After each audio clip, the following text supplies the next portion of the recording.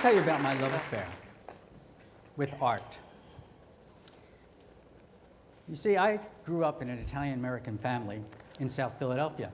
And in that world, pasta was really called macaroni, and a job meant something in construction.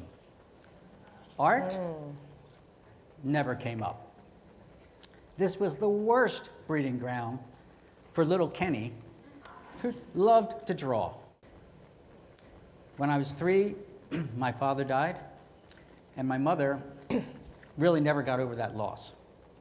So growing up was kind of difficult at times. But she encouraged me to make art. Fast forward a couple decades, and I took that passion for making art and turned it into a career. I co-founded a design and branding company in New York City. Now, 40 years later, that company's still very much alive, and I'm still active in it. But all the while, I kept making art for myself. I would do paintings and sculpture. I would work from the figure, do abstraction. This was really kind of my laboratory for discovery and invention. Not with any specific purpose, no ambitions about being a great artist and having gallery shows. So I have a great family, I have a great business, I'm my own boss, I make art. Life sounds pretty great, right? Wrong. Actually, for a few years, I've been suffering from terrific artist block. And if you really don't understand what that means, let me show you. Yes, I was making a lot of art, but with what purpose? In fact, the act of doing it was almost paralyzing me because I'm a chronic procrastinator, and I have a hard time making a decision and focusing on something. Plus, I think it was also maybe something biological for me, this whole period of unhappiness. In a couple months, I'll be able to collect Social Security. I'll be turning 65 in July. And I have felt this increased pressure to take something that I deeply love and give it much more purpose. Then, on February 5th, 2015, I found this. No, it's not this forbidden fruit, nor is it the secret to gravity. It was serendipity. I was working in my studio, doing a little painting, and I had some green paint left over my palette. And so I decided I would just do a quick sketch of some Granny Smith apples. I said, oh, this look kind of nice, so I took a photograph, and I posted it on Instagram. And I had, for some reason, and I don't know why, to this day, I captioned it, "An apple a day, #1." I had no intention of doing a series. That's the way I wrote it on that caption. A few minutes later, someone commented, "Really nice." I said, wow, that's exciting. Someone likes it. Hey, maybe I should really consider this. But what I was struggling with at the time is, okay, well, that's quite a commitment. But in any case, I just went boldly forward and announced on Twitter, Instagram, and Facebook that I, in fact, would do this for a year. I would create 365 works of art, all different, in 1 year. I only had a few rules. No limits, no repetition, and no excuses.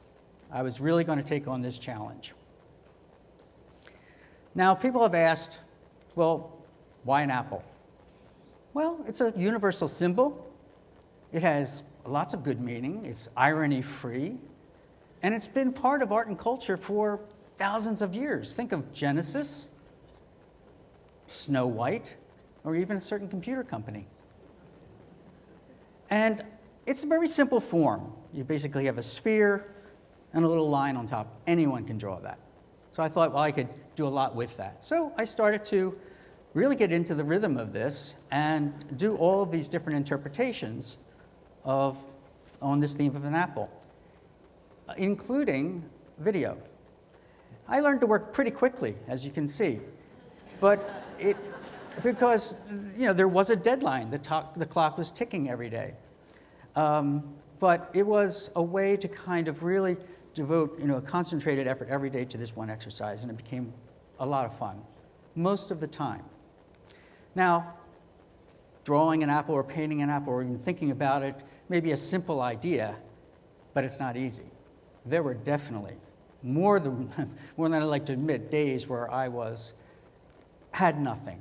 The clock was ticking, it's 11:45 p.m., and I'm thinking, oh man, maybe I'll just do a video of eating an apple or something. So definitely lost. But what I would do in those circumstances is, I remember, I love the materiality of art. So I would open my art drawer of art materials, and I just let something speak to me. Would it be pastel? Would it be pencil?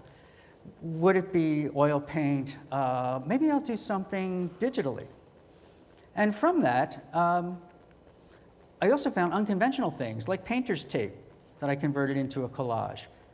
I ate a lot of apples in 1 year, I can tell you. And so I was collecting all the seeds, and I had them in a little jar. And I said, I'm going to do something with this at some point, and created that.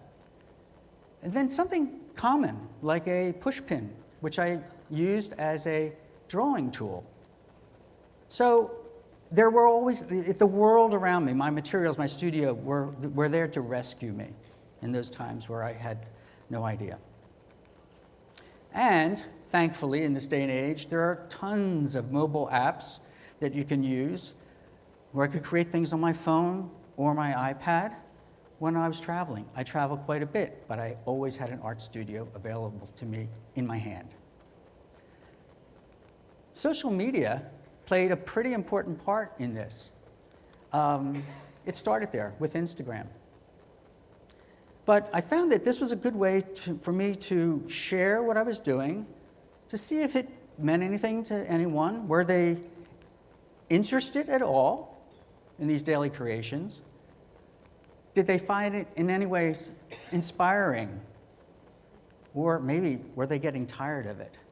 So at, midway, 200 or so days into this, I was saying, well, I still have an audience, But it wasn't that was motivating me. It was just a way of kind of connecting and sharing the work that I was very passionate about.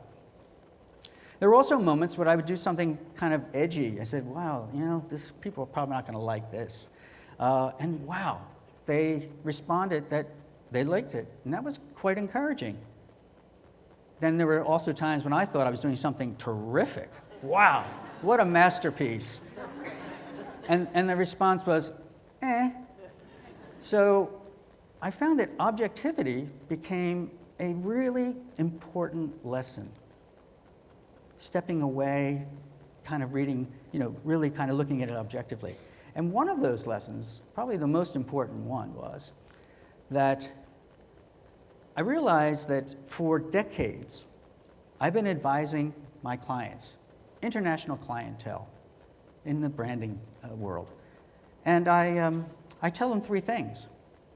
To unify, simplify, and amplify your brands to win. This is just something I do in business. And at that moment I said, well, wait a minute.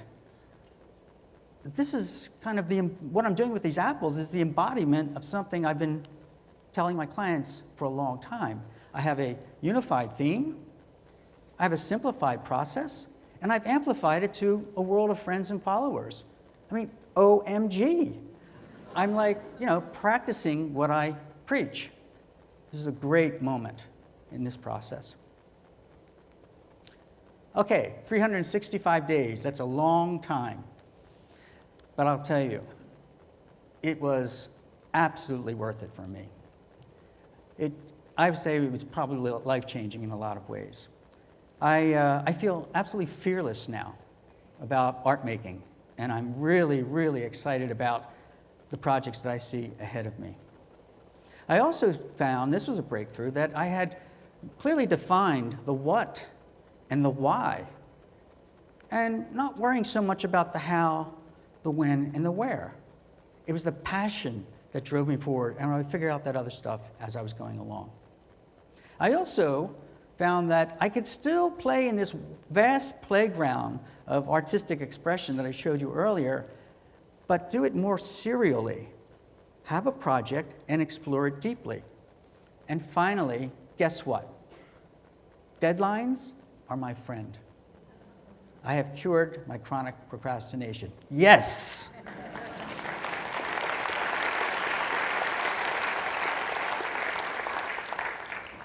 So this has been an incredible and I would say exhausting experience, but I have a physical record of what I do. How many things do we do in life and we say, well, you know, what did I do in the last year? I actually have this now, and I can look at it. So, you know, I think what I was struggling with is probably not that uncommon. People struggle with these things all the time. So if you're interested in pursuing something like this, I have some simple advice. Get zen about it. Just enjoy the journey. Love it. Don't worry about the destination. Keep it simple. Maybe start with like a day or a week, go to a month or so. Make sure, absolutely, that it's something that you have always loved in your life. You know, maybe it's cooking or poetry or taking a photograph. For me, it was always drawing, ever since I was a little kid in Philadelphia.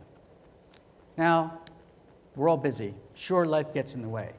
But I guarantee that if you do something that you love every day and share it with people you care about, it will add meaningful and joyful rhythm to your life. Thank you very much.